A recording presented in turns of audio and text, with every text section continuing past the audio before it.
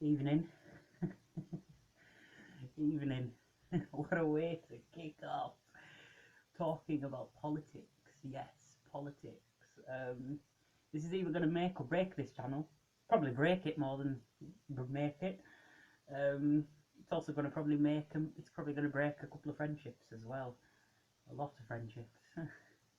After all, it is politics, and if you don't know what you're on about, you're going to be savaged. Anyway, I watched the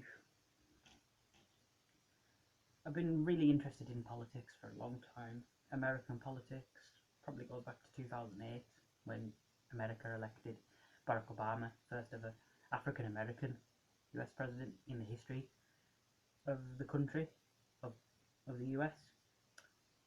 Always been fascinated by that, always wanted to see how he'd get on, especially after George W. Bush. Um, and I've just been interested ever since, really, for American politics from 2008 really until nowadays. I don't keep up with it as much, but I do try and keep up a little bit here and there. I mean, when you've got a hypothetical on your Wattpad, you kind of need to keep up with it to an extent. British politics is a completely different story. I started with the 2010 general election, in which I was a Labour supporter. I was full-fledged Labour supporter. I wasn't a member, I was just a supporter. I loved Gordon Brown. I loved him, absolutely loved him.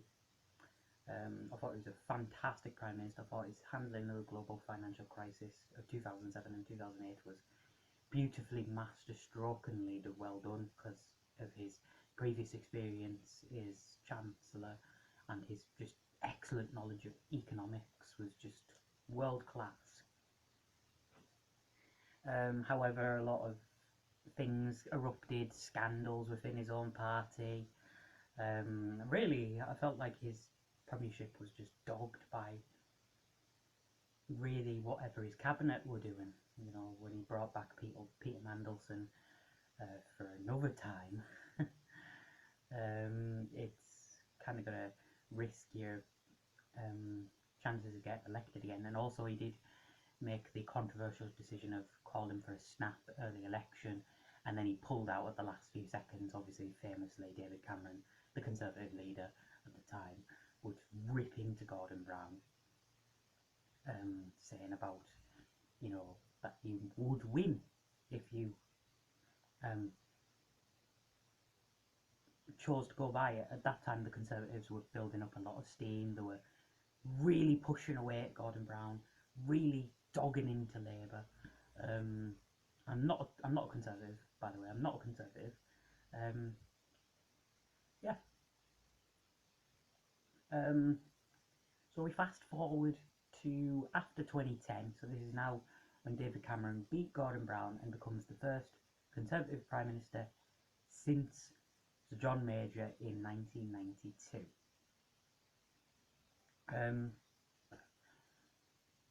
His premiership, obviously, I don't want to talk about his premiership. I'm not here to talk about his premiership or Theresa May or Boris Johnson's. But as we head on, Labour went through Ed Miliband, Jeremy Corbyn, and now Sir Keir Starmer. In fact, this is the first Labour conference in 2 years following the 2019 general election in which Labour suffered the worst ever defeat since 1935. This resulted in the resignation of former Labour leader Jeremy Corbyn and the succession of cabinet member Sir Keir Starmer as Labour leader, opposition leader. And personally, I find him to be a very boring, run-of-the-mill, appealing to the older demographic of Labour than he does with the youth. I feel like if you want to adapt into the modern climate in 2021 and just in general, you've got to have some appeal to the youth, whether that is through your charisma, your personality, or just your human side, your say it how it is and this is how we're going to get it done side, which is kind of what Jeremy Corbyn was. as well as Tony Blair and Gordon Brown to an extent. Three Labour men who just said how it is and done it how it was, you know. They weren't afraid. They were excellent at having a political side and a more personal image and just connecting with the British public, in my opinion, than Sir Keir Starmer at the moment. Recently in the mid-term elections, Labour squeaked a couple of seats here and there. It was still Conservative dominance. There was very little threat of Labour resurgence, but you never know. I mean, when we get to the general election in 2024, anything can happen, you know. Labour might skyrocket. A third party might skyrocket. Conservatives might go down. You never know. So I watched the Labour Party conference, and in it Sir Keir Starmer discussed themes like universal credit, in which we should get weekly payments instead of monthly payments. I just feel like that would be a lot more better for the British public than a monthly payment. Why not weekly, especially when we're in jobs? High paid employment, like fair enough, I guess, if you're a volunteer or if you're maybe part-time, maybe slash maybe like a week to maybe like a couple of days. That's probably how I would probably do it. Obviously I wouldn't bother with volunteers because you're just working for free, make them so. But that's probably how I'd handle universal credit. I'm not exactly 100% sure on universal credit. I'm not exactly the expert on universal credit, but that's probably how I'd handle it. I'd probably make it weekly instead of monthly, because the monthly process, it just seems a bit daft, especially when money can just easily get sucked out of you. You know, what you want is money to come back in.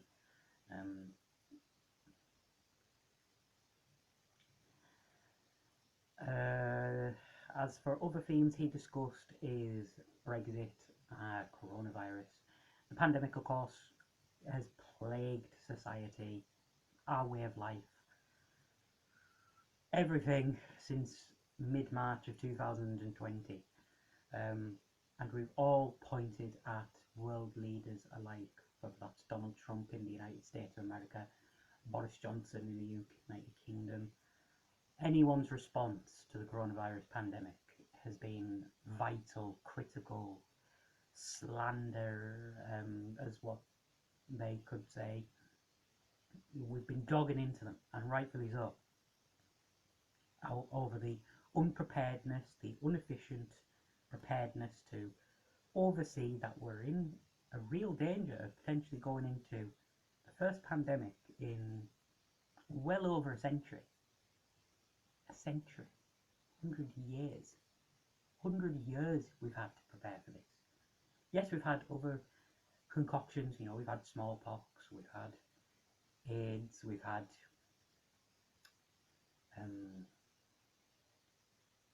SARS, but how we have not learned from our past pandemics, even if they have flopped, it's still amazing how we didn't prepare for the likelihood that a pandemic could happen. I know 100 years you may think, oh, well, we're not going to get another one, but anything is possible. You know who said that? Barbie, and I've been using that quote for years. Ever since that advert came on the TV, Barbie, anything's possible. But yes, that's how I would handle the pandemic. Of course, the United Kingdom is the top dog in terms of the vaccine rollout. I urge every younger generation, so younger than me, to get the jab in the fight to limit the coronavirus's spread, influence and effect. Because ultimately, if it's going to stay, we might as well just weaken it to the point of it's just a joke, you know, a meme. Just the way I look at the coronavirus is a relationship. It's you are moving on with your life, and the coronavirus is desperately clinging onto your leg. Jab, flu jab. protective face mask, PPE, all that shebang, and that girlfriend ain't gonna bother, and that ex-girlfriend ain't gonna bother you. The police are gonna come, restrain her, and take her away from your leg so you can get walking.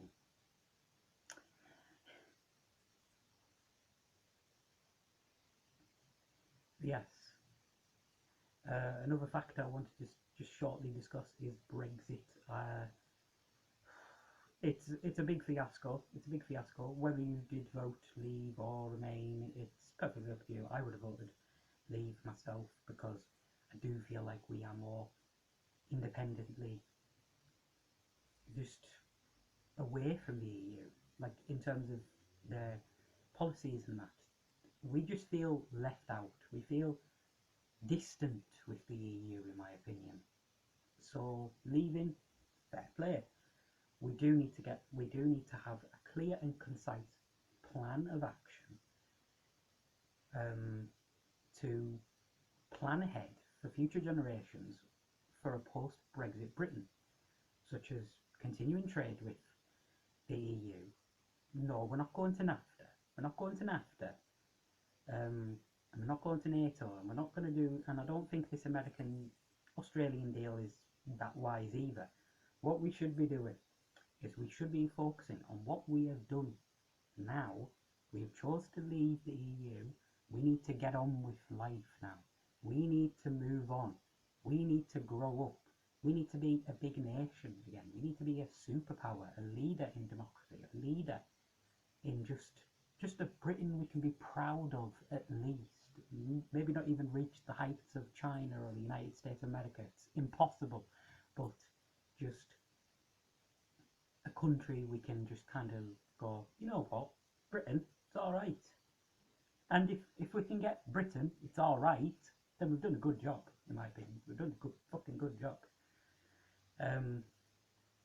Pardon my language, but we've done a good job at the end. And Sir Keir Starmer, I personally think, I obviously gave my opinions on him. Personally, I don't think he's going to be the next Labour leader for too long, and I don't see him leading the Labour Party into the 2024 general election, in my opinion. I could see him very much getting replaced, not by a scandal, but by just a lack of confidence in the man himself. I feel as though his strategies and his way of approach is to appeal to a select audience, which is the older demographic, as opposed to the likes of Blair, Brown, and Corbyn to an extent, where the three of them attracted both sides of the spectrum, the old and the young.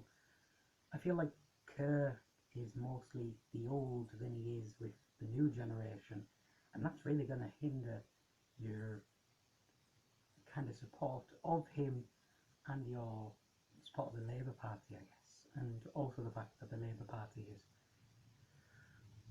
kind of fallen into similar traps as what it was